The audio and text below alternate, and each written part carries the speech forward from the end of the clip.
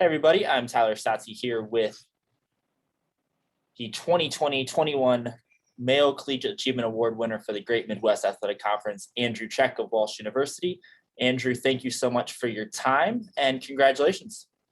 Thank you very much. Thanks for having me on. First off, I wanted to get your thoughts on being named the Collegiate Achievement Award winner. Definitely one of the more prestigious awards for the conference, and for you to be the third Walsh recipient. What does that kind of mean to you on your end?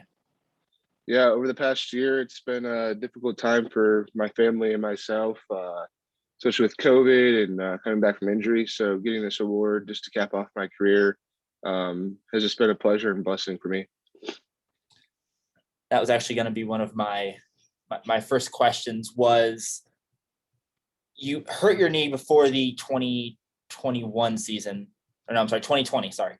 And then you came back from your knee injury to have a phenomenal season, to be crowned the 2021 GMAC Player of the Year, and then a number of other awards this past year. What was the key to that, to coming back and having and returning to the level of play that you had established the year before? Yeah, first off, it was based off of who I surrounded myself with. Obviously, with my friends, teammates, family, coaching staff, mentors at Walsh.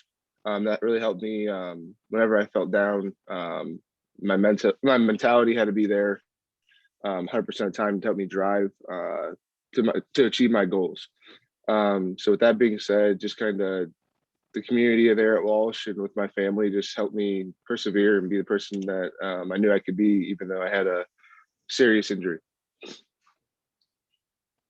Now, you had 156 games on your belt at Walsh.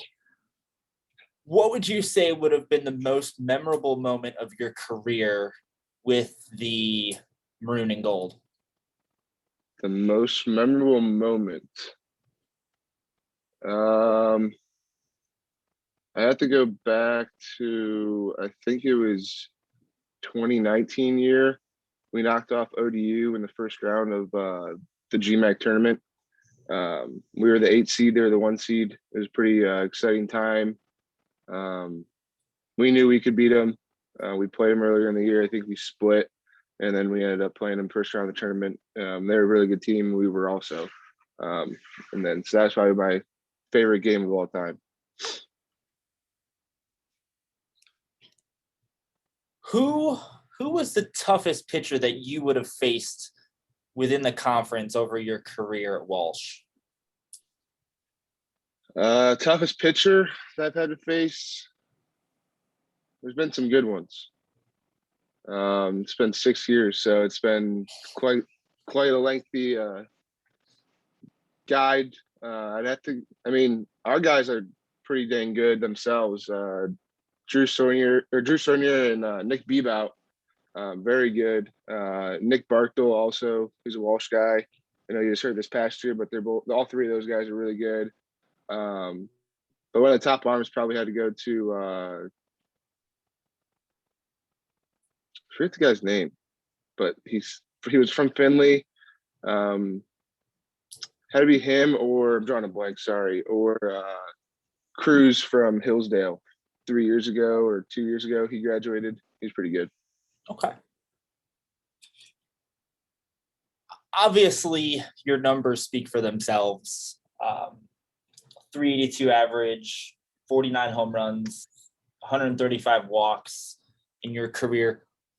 What makes you such a dangerous hitter in terms of your approach at the plate? My approach to the plate, what makes me a dangerous hitter, I'd have to say would be my mentality going to the plate. Every time I step in the box, it's a one-on-one battle, not only just versus myself, but it's versus someone pitching the baseball. So I want to prove that I'm better than that guy throwing, and with that mentality of helping our team, trying to drive in runs, trying to do whatever I can to get on base, really improved my game, which was taught to me by older guys and some of our coaching staff. Lead me actually into the next question that I have. What's it like to play for Coach Mead and Coach Davidson and Coach Wagler? the coaches that you've worked with in your time at Walsh? Oh, it's been awesome. I've been blessed with the great staff for the past 6 years. From a mentor standpoint, all of them are great. Even the GAs we've had in the past, I've done a great job with Andres Perez and Mitchell Griffiths, and Sam Fondras to Austin Zink, one of my teammates. They've been all great.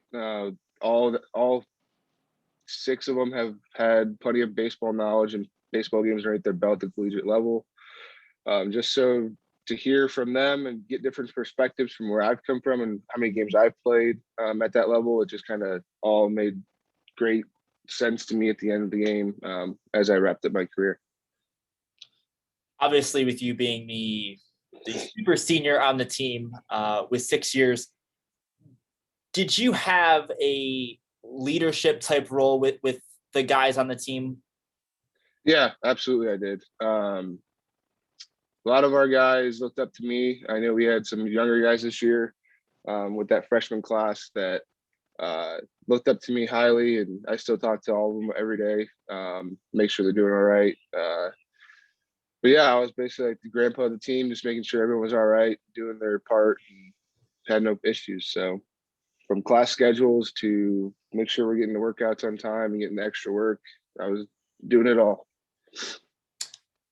Obviously, you're 1 year done with your MBA, correct? No, I was doing my master's towards educational leadership. I'm sorry, yeah, education. I'm sorry, yeah. Yeah. Obviously, after the season ended, you immediately had signed with the Washington Wild Things of the Frontier League, and you're pursuing the professional baseball route. When you're finished with your master's in education, and what do you have any future plans outside of that? Or are you kind of trying to see where things go over the next couple of years in the baseball sense? Yeah, I don't really know what the timeline for baseball. Obviously, the goal is to be with an affiliate team and achieve that goal of mine and pursue my dream.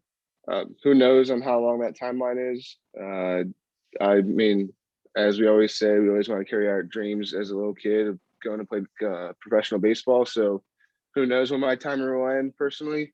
But yeah, I mean, my backup plan is always to rely on my degree and go teach 7th through 12th grade history. And obviously do part of that with coaching as well. So what area of improvement from your freshman year to your senior year are you most proud of? That I'm most proud of? I came into Walsh as a two-way, so I didn't really know what I wanted to do, how I wanted to do it. I just wanted to help the team win. That was the main goal.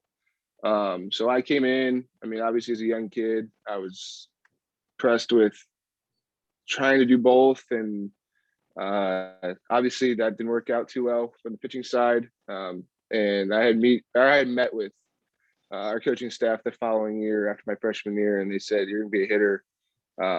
We don't want you to pitch. We want you to hit."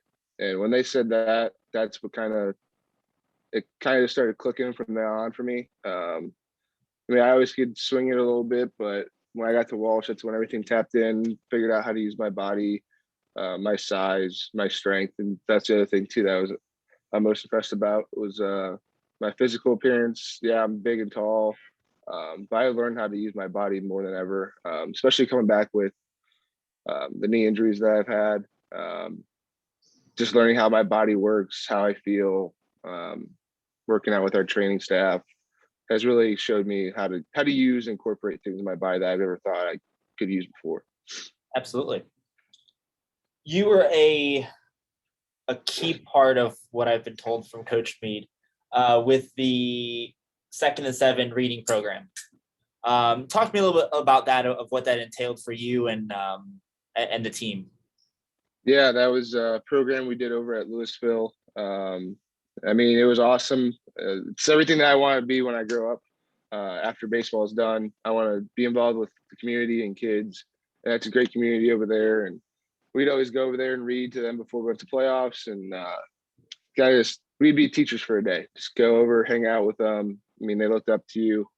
Like we were some big superstars, and you just hang out with them, go throughout their field day, read them books, and whatnot. So, I mean, that's what my goal is. And I was tasked with it from when I came to Walsh with, do I want to be involved with older kids or younger kids?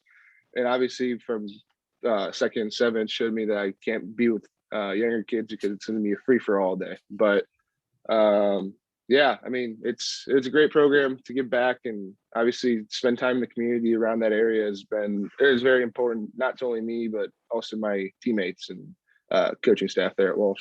Absolutely. And then my final question for you, obviously being with the Wild Things now, at the professional level, what were some of the adjustments that you had to make going from the collegiate level to the professional level to make you successful at the level with the Wild Things? For me, the biggest step was like mind state mentality. I mean, I came a week after we got done with our Walsh season. So I had a week off.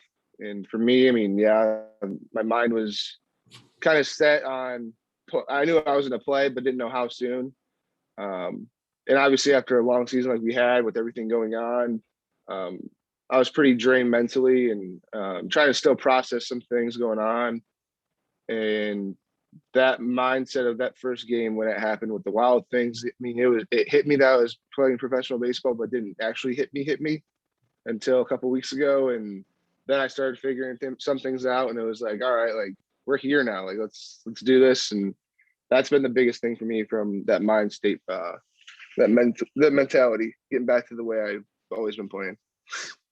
Well, Andrew, I appreciate the time. I know you're sitting in Sussex, New Jersey, with the Wild Things, but I appreciate you taking the time to chat with me about being the 2020-21 Collegiate Achievement Award winner for the Great Midwest Athletic Conference. Appreciate the time. We'll talk to you soon. No problem. Thanks for having me.